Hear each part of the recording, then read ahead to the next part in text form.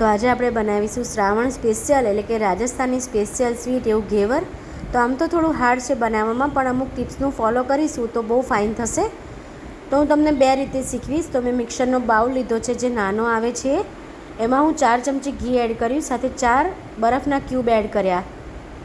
તો આપણે મિક્સરને ચર્ન કરીશું તો જોઈ શકો છો આવું એકદમ ક્રીમ જેવું બની જશે, જેવું કેકમાં યુઝ કરીએ છીએ એવું. થોડુંક દૂધ એડ કરીશું અને ફરી ફેરવી દઈશું મિક્સરને. તો એવું સરસ એવું માખણ એનું છૂટું પડશે, તમે જોઈ શકો છો. હવે મેંદો એડ કરવાનો છે. તો 1 વાડકી મેં મેંદો લીધો છે અને હું બબે ચમચી કરી અને હું થોડું પાણી એડ કરતા જઈ ફ્રીજનું, અને મિક્સરમાં પલ્સ મોડ પર એને ફેરવી લઈશ, તમે જોઈ શકો છો. તો થોડો આવી રીતે મેંદો એડ કરતા જઈને જ કરવાનું છે, એક સામ તો મેંદો એડ નથી કરવાનો.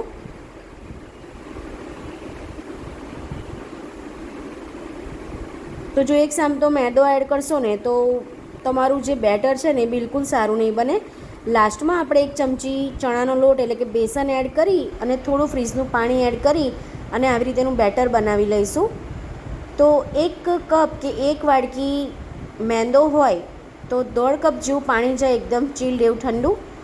તો રેડી છે આપણું બેટર. હવે હું તમને હાથેથી પણ બતાવીશ. એ બેટરને મેં ફ્રીઝરમાં મૂકી દીધું છે. તો મેં 3 થી થોડુંક ઉપર ચમચી ઘી લીધું છે, 3.25 ચમચી મેં ઘી લીધું છે, સાથે 3 બરફના ક્યુબ એડ કર્યા છે અને આ રીતે આપણે સરસ એવું ફેરવી દઈશું. તો જેમ તમે બરફના ક્યુબ આમાં એડ કરતા જશો ને એમ એવું સરસ એનું સ્ટ્રક્ચર બનશે. વધારાનું પાણી જે એક્સેસ થયું છે ને એ કાઢી લઈશું અને બરફના ક્યુબ પણ કાઢી લઈશું અને એકદમ સરસ એવું મિક્સ કરતા જવાનું હાથેથી. એટલે એકદમ ક્રીમ એવી જે કેકની ક્રીમ આવે છે ને એવું સ્ટ્રક્ચર બનતા સુધી આપણે એને મિક્સ કરતા જવાનું. તો આવું એનું સ્ટ્રક્ચર થશે ક્રીમનું, તમે જોઈ શકો છો. હવે મેંદો એડ કરીશું. તો 1 વાડકી મેં મેંદો એડ કર્યો છે. હવે તમે હાથેથી પણ આ પ્રોસીજર કરી શકો છો. હવે 1 ચમચી ચણાનો લોટ એટલે કે બેસન એડ કરીશું, એટલે એનો કલર બહુ ફાઇન આવશે અને લોંગ ટાઈમ સુધી સોફ્ટ રહેશે. થોડું પાણી એડ કરતા જઈ અને આપણે મિક્સ કરતા જવાનું.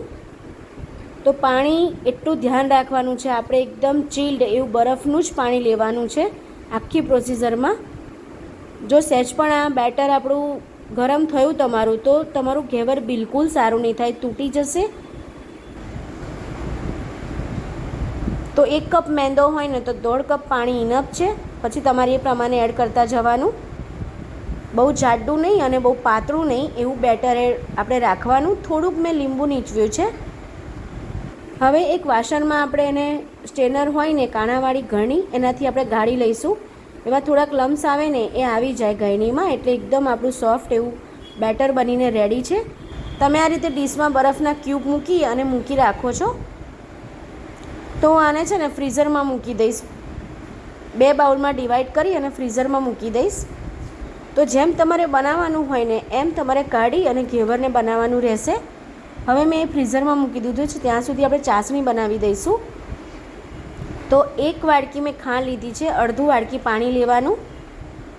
1 વાડકી ખાંડ હોય તો અડધી વાડકી પાણી, થોડી ઇલાયચી ફ્લેવર માટે અને કેસર કલર માટે. બહુ જ ફાઇન એની ફ્લેવર અને સ્મેલ આવશે. તો આને આપણી ચાસણી નથી બનાવવાની, લો ટુ મીડિયમ ફ્લેમ પર જ રાખવાનું છે. થોડું લીંબુ પણ મેં નીચવ્યું છે, 1 થી 2 ડ્રોપ્સ, જેથી ચાસણી છે ને આપણી જામી ના જાય. તો લો ટુ મીડિયમ ફ્લેમ પર જ આપણે ચાસણીને રેડી કરવાની છે. હવે ચીપચીપી થાય ત્યાં સુધી ચાસણીને આપણે સાઈડ પર મૂકી દઈશું. હવે દૂધ એટલે કે રબડી બનાવીશું. તો મેં 500 ગ્રામની અરાઉન્ડ મેં દૂધ લીધું છે. એમાં હું 3 પેકેટ 10-10 રૂપિયાવાળા મેં મિલ્ક પાવડરના એડ કર્યા છે. તો મલાઈ સાથે જ આપણે દૂધને લેવાનું છે, એટલે બહુ સરસ આપણી રબડી બનીને રેડી થશે. તો મિલ્ક પાવડર એડ કરતા જઈ અને આવું મિક્સ કરવાનું, જેથી લમ્સ ના પડે. હવે સુગર એડ કરીશું 4 ચમચી. તમારે સ્વીટ ખાવું હોય એ પ્રમાણે તમારે સુગર એડ કરવાની.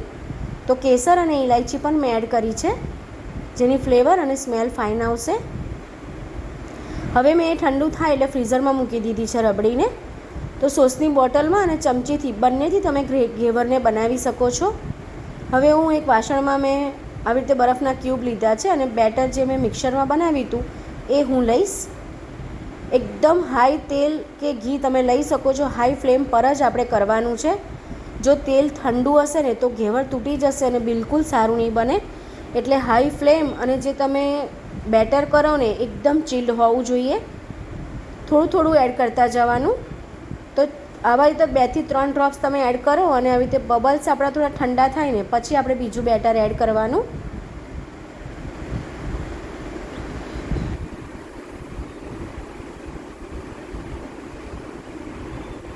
આના તેલના છાંટા કે ઘીના છાંટા છે ને બહુ જ ઉડે છે. તો તમે આજુબાજુ ન્યૂઝપેપર પણ પાથરી શકો છો ગેસની આજુબાજુ.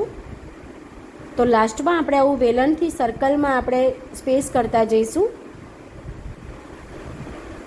થોડેક ઊંચેથી જ આપણે આ જે બેટર છે એ એડ કરવાનું રહેશે અને એકદમ હાઈ ફ્લેમ અને એકદમ ઠંડુ એનું બેટર હોવું જોઈએ.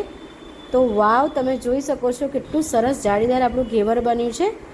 ધારદાર જે નાઈફ હોય ને એના મદદથી આપણે સાઈડ પરથી કરી દઈશું અને વેલણના મદદથી મેં કાઢી લીધું છે. એવી રીતે મેં બીજું પણ બનાવી લીધું છે ઘેવર. તો અત્યારે તો બહુ જાડી રબડી નથી થઈ, મેં તમને તરત બનાવ્યું એટલે.